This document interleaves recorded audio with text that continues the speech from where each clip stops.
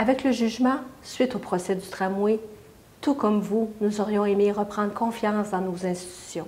Ce qu'il faut comprendre, c'est qu'il n'y a pas de loi qui empêche les politiciens de faire de fausses représentations.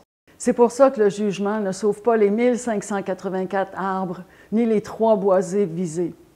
Il n'empêche pas non plus la création des îlots de chaleur et la production des GES. Et il n'empêchera pas davantage que l'on coule 495 000 tonnes de béton sur 20 km en pleine crise climatique. On peut rajouter à ça la mise en péril des commerces et la hausse des taxes qui vont contribuer à l'exode des citoyens hors du territoire de la Ville de Québec, donc à l'étalement urbain. La bonne nouvelle, c'est qu'on n'a pas fait cette démarche-là pour rien. Elle nous a permis de mettre en lumière les failles majeures du projet. L'autre bonne nouvelle est que la population n'est pas dupe. Malgré les millions injectés en publicité et en promotion du projet, l'appui continue de baisser. Le seul moyen de passer le tramway de Québec, c'est de laisser croire qu'il est écologique. C'est tellement gros comme contradiction que ça en devient ridicule. Pourtant, plusieurs solutions existent. Comme nous sommes des citoyens en faveur d'un système de transport en commun respectueux, moderne et fiable, nous les avons présentées sur notre plateforme Québec mérite mieux. Le métro léger, le SRB, les autobus électriques. Plutôt que d'être constructifs, les élus préfèrent nous traiter d'anti-transport en commun.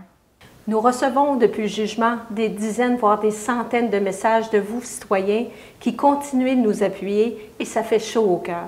Alors maintenant, qu'est-ce qu'on fait? 4 points méritent d'aller en appel et de poursuivre notre combat juridique. Cependant, ça représente beaucoup d'énergie, de temps et d'argent et nos membres en ont mis énormément jusqu'à présent. Est-ce qu'on est prêt encore à demander le soutien financier de la population? Est-ce qu'on est prêt à prendre les risques que ça comporte? Unanimement, on a pris la décision de ne pas aller en appel du jugement.